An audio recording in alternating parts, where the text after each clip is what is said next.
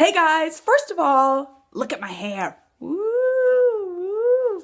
It's purple and I kind of love it. And yeah, if you don't love it, keep it to yourself. There you go. So you guys, let's talk about last night's episode, 2-hour episode of Once Upon a Time. First of all, was it just me or were there like 9 million commercials, you guys? Especially towards the second half of the episode, it felt like there was a commercial break every 2 minutes. It was a lot. I don't know about this episode, you guys. Like, I just felt like it didn't really need to be 2 hours and they stretched it out. And I know a large part of that was because they were showing the whole flashbacks to Arendelle and we kind of got to see what happened with Elsa and Anna and the Snow Queen. So that was kind of like backstory that I'm sure we kind of needed to know for what's coming, maybe, hopefully. This episode as a whole was kind of poopy to me. I'm just gonna go ahead and say it. Now, don't get me wrong, there were some bright spots. There were some moments that I really enjoyed, but for the most part, I was just kind of sitting there like, I just was angry. I was just yelling at my screen quite a lot. So let's talk about the flashbacks for a second, right? Because we kind of got to see the effects of this spell that the Snow Queen has been threatening to like cast over Storybrooke. So she basically cast it on Anna at one point, and then Anna was not her bright and cheery self. I mean, she was just basically mean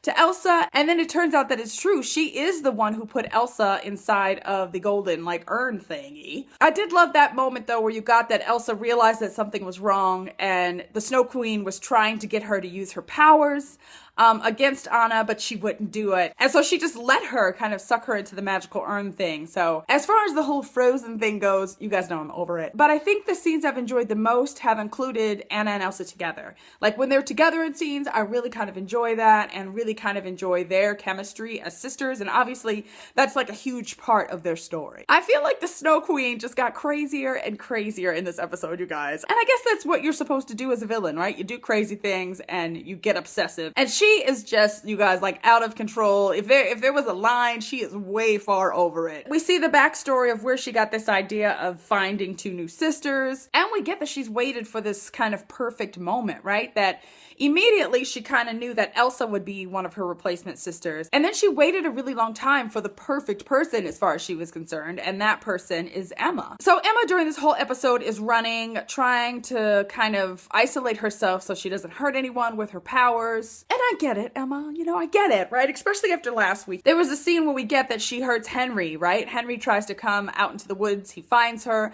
tries to calm her down, and she ends up using her powers against him. She's of course freaking out, right? Because she actually hurt Henry. And so she goes to see Mr. Gold, and through their conversation, he tells her he has a way to take away her powers. Now, of course, we know that he wants to use the magical hat on her, and that not only is it going to take her powers away, but, you know, it's going to suck her into the hat as well. An unfortunate side effect that he, of course, forgets to tell her about. Once Hook realizes what Mr. Gold is going to help her do, he knows, of course, what the hat does. And so he charges off to try to save her. Mr. Gold, of course, thinks this is it. This is the last bit of magic that he needs to steal so that he can be free of the dagger. I don't know how I feel about Mr. Gold this season as a whole. I would love to hear what you guys think about this, especially after last season, right? When he had these kind of big defining moments with Neil dying and really sacrificing himself for his dad. And then we kind of got to see Mr. Gold do some pretty awesome things in saving Henry. And it really made me think that maybe he was turning over a new leaf. You know, maybe he was going to be different. But no, not so much. He's pretty much been back to his old self this season so far. And if we had any doubts, I mean, this episode tells it for sure. He's pretty much ready to do whatever it takes to be free of the dagger. One other part that absolutely annoyed me as a Captain Swan fan is that by the end of the episode, Hook finds Mr. Gold as he tries to stop Emma from, you know, doing the thing. And Mr. Gold, like, restrains him and stops him from going to help Emma. And then he steals Hook's heart, right? Because one of the other pieces he needs for this spell is he needs somebody who knew him before he was the Dark One. And really, Hook is the only person. So he steals his heart, which means he can now control Hook. And I just, oh, you guys. I mean, it was bad enough when he was blackmailing him, but now it's like he really controls him. And I hope that doesn't last for long. And I've got my fingers crossed that Emma picks up on what's going on really quickly. It's really gonna annoy me if they stretch that out over more than like 1 or 2 episodes, because they just better not. Dang it. And let's talk about Emma, right? Because basically Mr. Gold lures her out to this like hidden lodge in the middle of the woods. He puts the hat in a room, tells her all you have to do is go into the room, and I've done a spell that will take away your magic. And she's pretty much gotten to the point where she's gonna do it. And then who should show up but Elsa, right? And I get it, right? Because we totally get how much Emma and Elsa have in common. Elsa's been where Emma is at, and she's the one who kind of talks her down off of the ledge. I must say, that was a little too like fairy tale princesses, rainbows, and unicorns for me. It pretty much boiled down to Emma believing in herself, wishing upon a star. No, I'm just kidding.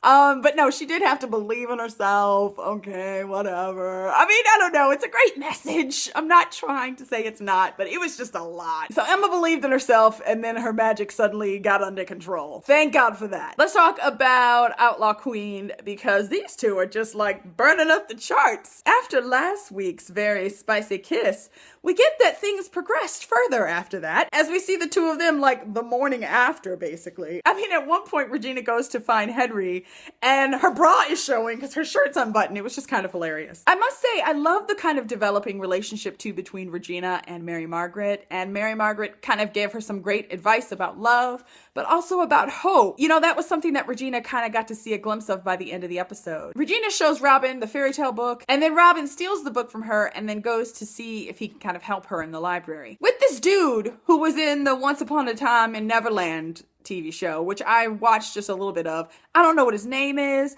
I don't know what his connection is to any of the characters in the show, because I seriously watched like 2 episodes of that show. But he's in Storybrooke, and he's obviously sticking around. So he was in the library with Robin when all of a sudden this like page that could go into the storybook shows up in Robin's bag. We pretty much get, it's a picture of what would have happened if Regina had walked into the pub that very first night that she'd seen him. And so it was almost like whoever sent the page was showing her that she had free will, that it wasn't like everything was set in stone. Just because she was a villain doesn't mean she'll never get a happy ending now that she's starting to change. The choice is really hers. I mean, I felt like that's what the message was. And that was really cool, right? It brought up a ton of different questions though, because does that mean that the author is somewhere close? Is it someone in town? Is it the dude from Neverland who's driving me crazy?